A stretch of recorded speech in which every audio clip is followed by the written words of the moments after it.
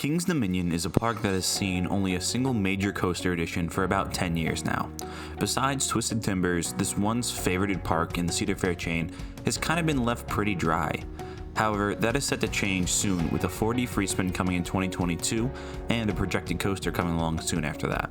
So let's take a look at what that second edition might be, or what could even follow that up.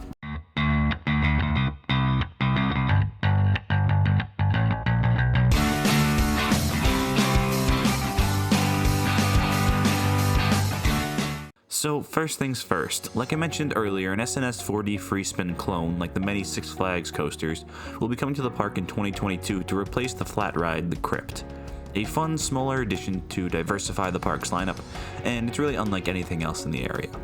However, as long as financials recover, I doubt that's going to be the only coaster added relatively soon. There's also a small chance this opens later on in 2021, with track and structure on site and construction already in progress. Let's move on to the areas of the park that I think could see this new attraction. The first is the obvious one, the former site of the beloved intimate launch coaster, Volcano the Blast Coaster.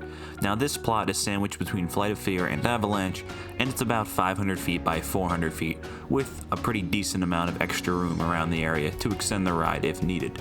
Now, it would make a lot of sense for the park to replace this really missed ride before removing any other rides to open up possible space. Then there's the old school Arrow Looper Anaconda, which sits over the lake between Intimidator 305 and Racer 75. Now it's another large rectangular area, this plot being about 500 feet by 450 feet. Now anyone who's kept up with Cedar Fair recently as a chain has seen them remove these aging classics, such as Firehawk or Vortex, which was also an Arrow Looper. Now I expect the trend to continue, and for this unpopular attraction that rarely has a line, I think it's going to fall pretty soon and open up a pretty scenic area to a much better attraction. The last large-scale area I could really see being changed is that wooded area behind the Eiffel Tower, which is now home to Blue Ridge Tollway. Now, removing the 1975 car ride would remove one of the park's opening day attractions, but the 400 by 250 foot area may be enticing to management. It's in the center of the park, and a new coaster could really be iconic if it's done right. However, I think this is easily the least likely event. Next, let's check up on what this park is really missing. Now, the park is a pretty deep lineup overall. So, Intimidator 305 is a giga coaster by Intimate focused on intensity. Twisted Timbers is an RMC conversion with plenty of ejector airtime. And then there's Dominator, which is a massive B&M floorless coaster. You also have Flight of Fear and Backlot Sun Coaster, handling that indoor and outdoor launches with some good theming.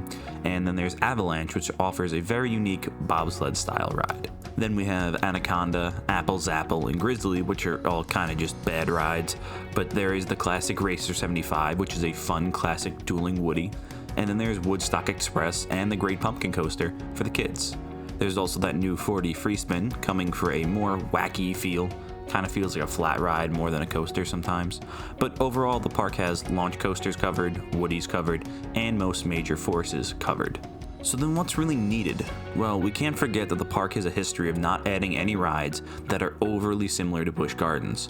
Now, because of the close proximity, we can kind of rule out a B&M Hyper and a B&M Invert because of Apollo and Alpengeist, as well as some shuttle launch coasters because of Pantheon and Tempesto. Now, this really limits the list, as the park could really use some floater airtime from a Hyper or a fresh multi-launch over Anaconda's plot like a Mach or a Vekoma, and it now completely lacks an inverted roller coaster. But anyway, let's start with the news a lot of you probably have already heard. There was a big break in 2019 coming from KD fans with a leaked layout of an apparent B&M wing coaster that was next to the park.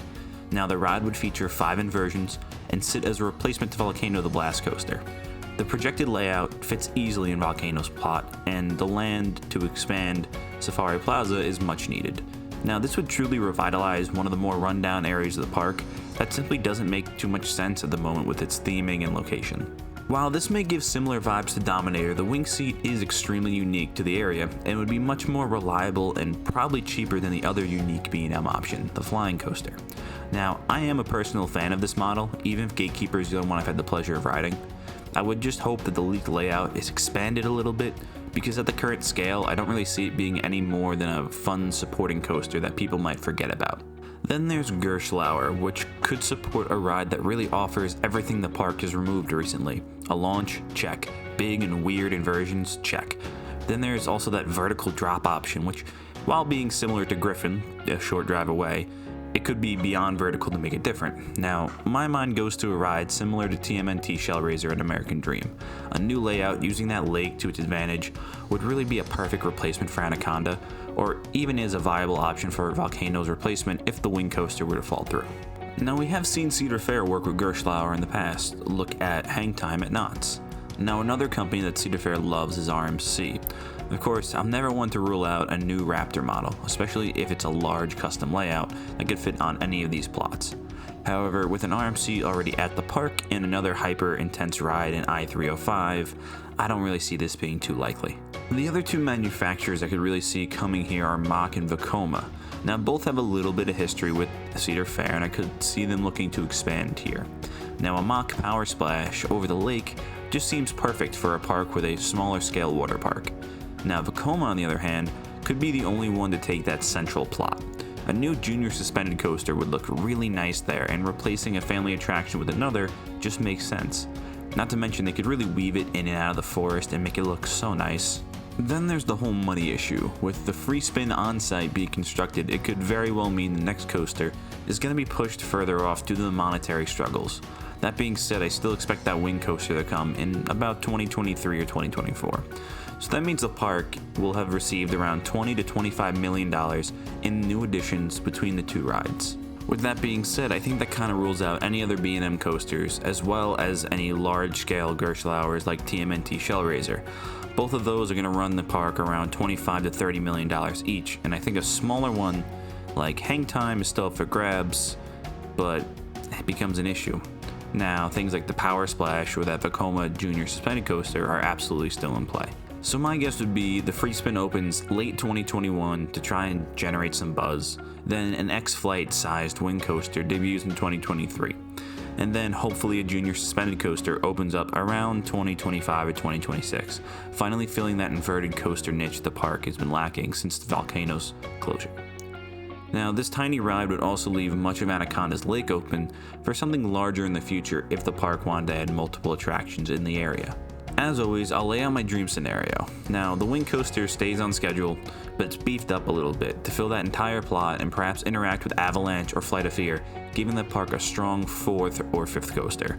Now, the true number 3 will be filled by a new Vekoma Shockwave that replaces Anaconda, and it dives in and around the lake similar to Abyssus at Energylandia. Now, unfortunately, my dream world is very expensive, and King's Dominion lost its entire 2020 season. So let's just be happy that they're getting any coasters at this point. So what do you think is coming next to the park, and what would you prefer? Do you see Cedar Fair bringing in a company they haven't worked with yet? That's going to be all from this week. For other What's Next videos, check out the rest of this playlist. Until next week, that's all from the shores of Island Coasters.